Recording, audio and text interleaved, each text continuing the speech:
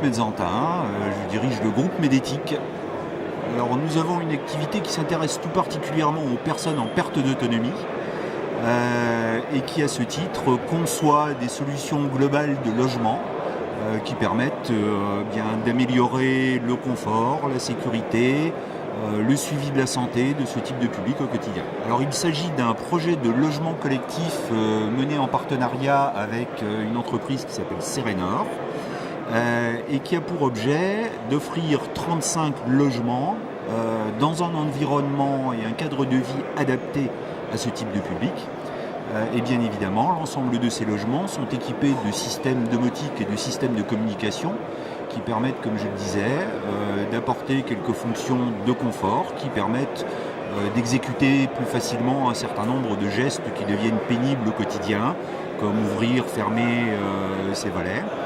de gérer automatiquement l'éclairage, de mettre en œuvre quelques scénarios simples lorsque l'on arrive ou lorsque l'on quitte son logement, et des fonctions de sécurité qui permettent par exemple d'allumer un chemin lumineux la nuit de manière automatique entre son lit et ses toilettes, de détecter des incidents techniques comme l'apparition de fumée, l'inondation, et également d'analyser l'activité à l'intérieur du logement par l'observation de l'utilisation de son installation électrique. Il s'agit de déterminer le profil d'utilisation moyen d'un occupant du logement en matière d'utilisation d'éclairage, de manœuvre de ses volets roulants, de consommation d'eau, de consommation électrique, et de traquer les anomalies au quotidien qui vont être génératrices de scénarios d'alerte pour informer le personnel d'une résidence, les aidants professionnels ou les aidants familiaux d'une éventuelle difficulté rencontrée par la personne occupant le logement. La consommation d'eau, par exemple, une consommation d'eau qui baisse de manière importante et notable, dénotera le manque d'utilisation de sa salle de bain, la faible utilisation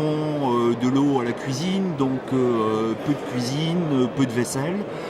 Ce sont des indices qui laissent soupçonner que la personne vivant dans son logement rencontre des difficultés, qu'il est nécessaire d'aller lui rendre visite pour comprendre de manière plus précise ce qu'il se passe. Et ceci très clairement parce qu'aucune des technologies qui sont déployées dans ces logements n'ont pour vocation de remplacer l'humain, mais simplement pour apporter autant à l'aidé qu'à l'aidant des informations qui doivent lui permettre d'augmenter son confort, sa sécurité et son bien-être. Alors il est évident que la population de personnes vieillissantes est en constante augmentation et j'en suis l'illustration vivante.